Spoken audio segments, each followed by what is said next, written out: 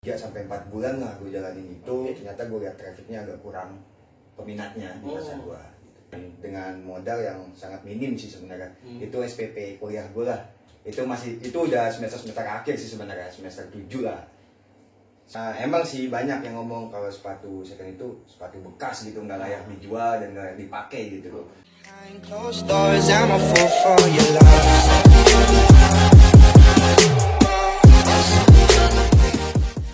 Assalamualaikum warahmatullahi wabarakatuh. Kembali lagi bersama For Art Channel. Oke guys, kali ini kita bakalan ada gerebek nih temen kita, namanya Bang Fazri. Dia salah satu temen kita yang jualan sepatu second original. Nah, kalau kalian mau tahu isi gudangnya apa aja dan barang-barang apa aja yang bakal dijual, langsung aja guys. Kita gerebek nih markasnya di. Assalamualaikum. Waalaikumsalam. Bang Fazri. Wait bro. Baik kak. Siap. Yuk kita langsung. Ini dia guys, markasnya Bang Fazri nih. Sepatu second yang berkualitas dan yang pastinya original cuy. Langsung aja kepoin. Langsung aja. Nah, lu sih.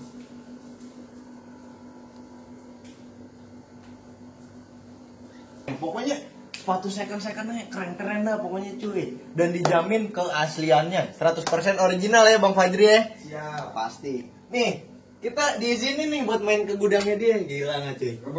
Cuman kalau kali ini udah banyak stok yang udah sold out ya Bang Fazri ya. Nah, pokoknya di sini sepatu apapun yang kalian cari pasti ada, insya Allah pasti ada. Dan kualitasnya juga nggak kalah dengan yang baru pokoknya. Nih, fans. Wih, gokil. Oke, langsung aja kita bakalan interview Bang Fazri-nya. Pantengin terus. Nih guys, kali ini kita udah bersama Bang Fazri nih, si pemilik Dreamsus. Langsung aja, Bang Fazri. Yap. Gimana nih bisnisnya? Aman alhamdulillah. Nah, makasih nih. Sebelumnya kita udah diizinin buat datang langsung ke warehouse-nya Bang Fazri nih, terutama Dreamsus dan kawan-kawan nih. Nah, kita kesini tujuannya sedikit mau cariin Bang Fazri nih supaya buat wawasan juga nih buat teman-teman yang emang ragu atau emang takut buat memulai bisnis, terutama barang-barang second gitu. Sebelumnya Bang Fazri bisa kenalin dulu dong ke teman-teman nih. Nama dari Bang Fazri sendiri. Nama gue Fazri, gue pemilik usaha Dreamsus Jakarta. Itu gue jual barang-barang second ya, khususnya untuk sepatu. Itu brandnya banyak ya, tapi gue lebih dominan ke Vans sama Converse itu. Sebelum kita lanjut lebih dalam nih, gue mau tanya dulu nih ke Bang Fazri nih. Atau lebih enak panggil Fazri aja kali ya? Iya, panggil Fazri aja jangan Bang. Jadi, biar teman-teman tahu juga nih Jering. Nah, sejak kapan sih Jering memulai usaha sepatu second ini? Gua awal usaha itu di tahun 2018. Itu sebelumnya sih gua nggak jual sepatu ya, gua nggak jual sepatu second. Oh, jadi pas 2018 itu nggak langsung jualan sepatu second? Enggak. Gue jualan di baju kayak Champion Villa. Oh iya. Itu di awal 2018 lah. Pertama-tama malah jualan yang baru ya? Iya, gue jualan yang baru. Nah, gue sebenarnya pengen jual sepatu second original ini dari tahun 2016 ya, zaman-zamannya Kaskus. Gue juga pengen jualan di Kaskus. Karena mungkin saat itu Kaskus sebagai sarana yang mendukung banget ya. Betul sekali. Oke, lanjut. Tadi kan terbentuknya Dreamsus ini 2018 nih. Iya. Nah, langkah-langkah kecil yang lo ambil nih Jri, sampai akhirnya lo memutuskan, kayaknya gue jualan second aja deh, gitu. Kenapa sih? Kok lo bisa dari yang jualan hoodie Champion, baju Champion dan lain-lain, sampai akhirnya memutuskan buat jualan barang second nih, terutama sepatu? Jadi emang sih awalnya emang gue jual hoodie, baju dan segala macamnya ya kan, yang baru gitu barang-barang ojek gitu. Nah jadi sempet hampir 3-4 bulan lah gue jalanin itu, ternyata gue lihat trafficnya agak kurang peminatnya di pasar gue, dan gue akhirnya mencoba untuk hal yang lain gitu, dan gue lihat ada barang second original gitu, sepatu punya potensi nih, potensinya besar juga gitu, trafficnya bagus lah gue lihat ya. Ini pak banyak yang jualan di Instagram kan, banyak jualan di Instagram. Gue lihat di sana, akhirnya gue untuk mencoba memulai itu dengan modal yang sangat minim sih sebenarnya. Itu SPP kuliah gue lah. Itu udah semester akhir sih sebenarnya, semester 7 lah, semester 6 semester 7 lah itu gue pakai uang SPP gue. Jadi bisa dibilang the power of kepepet nih. Iya betul sekali. Karena di mana ada keinginan untuk memulai bisnis tapi nggak ada modal. Nah akhirnya duit SPP lah yang digunakan untuk memulai bisnis ya kan. Nah jadi buat teman-teman yang bilang nggak punya modal, yang nggak bilang usaha tuh butuh modal, usaha tuh butuh tenaga yang ekstra, butuh relasi gini-gini. Intinya sebenarnya kemauan. Ya kemauan. Mulai aja dulu. Ntar aja jalannya. Contohnya kayak gamblingin duit SPP. Aduh, jangan dicontoh deh sebenarnya. Jangan dicontoh. Nah, oke, boleh lanjut lagi Bang Fajri. Boleh. Jelasin dong tentang kan setelah 2018 nih pasti banyak dong ketika memulai bisnis, apalagi nih di saat itu mindset orang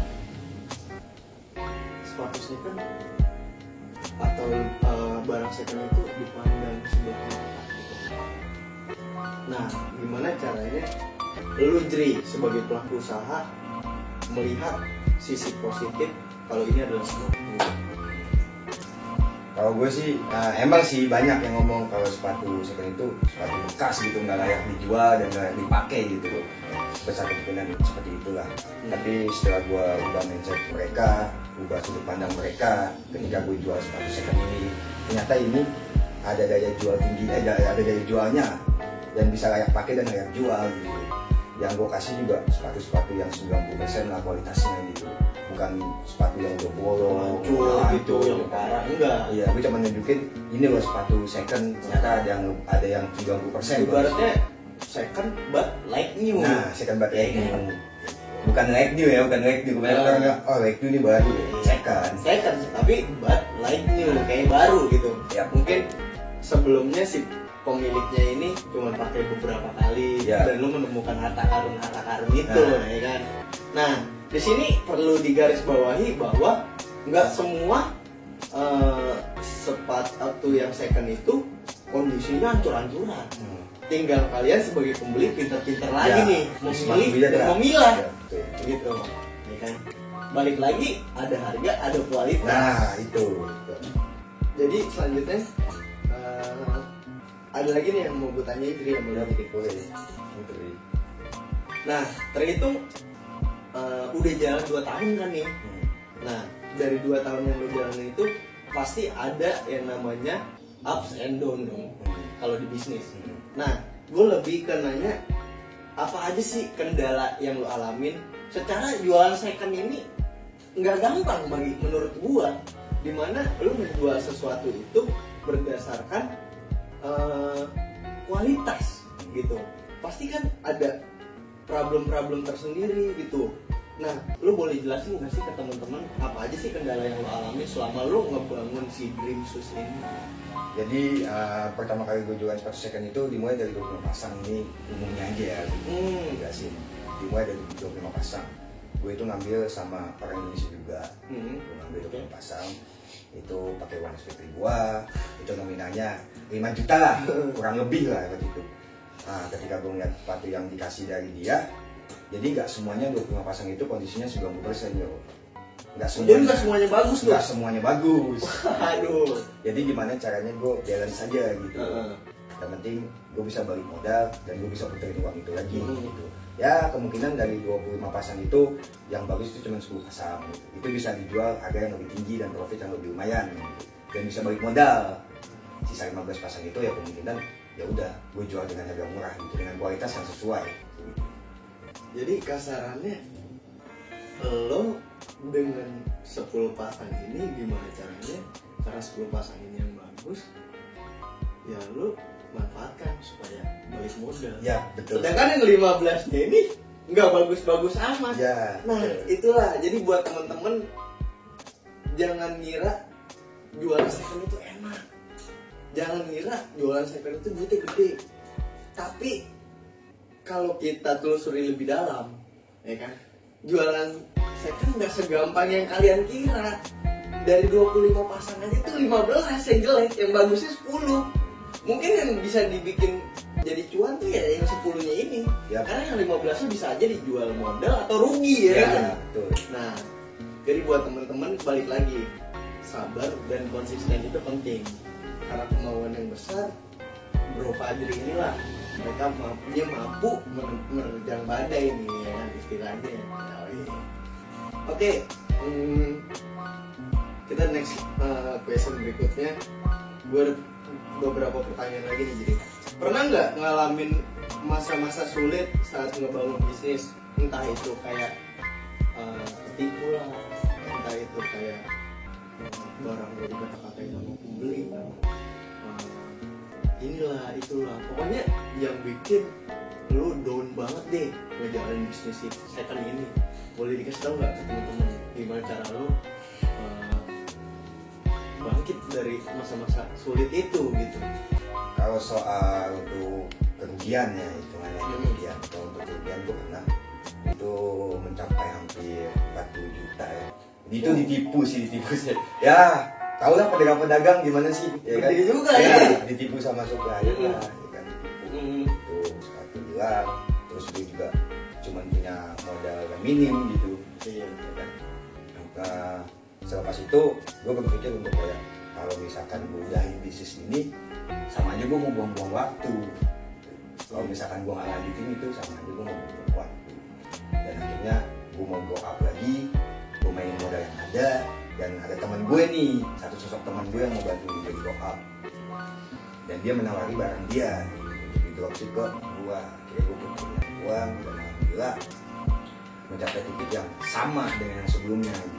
Gue punya modal balik lagi, alhamdulillahnya gitu. Kalau menurut gue, kalau emang kalian yang mau usaha dari awal dari nol, kita harus benar komitmen, konsistensinya, jangan pernah nyerah lah gitu. Jadi di saat ujian itu datang bukan membuat kita nyerah gitu aja. Iya betul. Mungkin untuk pertama-tama kita ngerasa kayak anjir gue goblok banget sih, gue bisa ketipu. Cuman balik lagi, dengan adanya kejadian-kejadian itu membuat kita dan dari lini bisnis kita jadi semakin kuat ya. Tapi gue gue selalu introspeksi diri sih sebenarnya, evaluasi lagi kesalahannya apa, dan sampai masuk ke banyak sama aja. Itu pelajaran buat gue.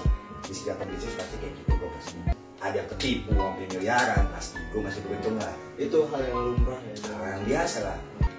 Cuman kan pasti ada dong dimana kayak lu hopeless banget, lu ngerasa kayak gue udah nggak passion di sini, gue di mana posisi gue ketipu cukup 40 juta tuh bukan duit yang sedikit. Iya bro, cuy. banyak cuy. Iya, masalahnya untuk 40 juta itu mungkin lu bisa belanja untuk jualan lu lagi dengan jumlah kapasitas yang cukup besar kan gitu. Cuman wah, gue gak ngerti, pokoknya gokil lah pokoknya. Lu bisa ngelewatin masa-masa itu sih, gue salut sih. Nah, lu ada tips gak sih buat temen-temen ketika mereka yang lagi mulai bisnis, yang lagi ngejalanin bisnisnya gitu-gitu doang, dan pasti ada temen-temen yang kayak gue gak passion di sini, gue gak cocok kayak jalan ini. Lo ada ngasih tips-tips buat temen-temen? Gue sih dari awal usaha sepatu sebenarnya bukan passion gue ya buat sepatu, benar ya? Karena tadi the power of Iya betul. Ke PP. Tapi gue juga nggak tahu tuh ya soal brand sepatu kualitasnya gimana segala macam. Tapi seiring berjalan itu, karena gue ada kemauan dan gue komitmen konsistensi jalan itu tersebut, akhirnya lama-lama kelamaan gue tahu. Dan gue selalu evaluasi setiap kesalahan gue. Jadi ya jangan pernah nyerah gitu. Mungkin di depan itu udah ada kesuksesan lo menunggu, ya kan? Udah ada yang menunggu, cuman butuh kesabaran lah. dan kemauan untuk terus belajar. Ya, betul sekali. Oke, terima kasih untuk episode kali ini. Makasih juga Bang Fajri Siap, udah yo. boleh diizinin datang ke warehouse-nya. Siap. Semoga sukses terus buat Dreamsus. Amin. Lancar terus buat Bang Fajri dan bisnisnya. Buat teman-teman jangan lupa like, comment, and subscribe jika kalian suka sama channel ini. Pokoknya pantengin terus channel ini. Kita bakalan kasih inspirasi-inspirasi tentang entrepreneur dan kewirausahaan. Sampai jumpa di channel episode berikutnya. See you. Pantengin terus. Oke.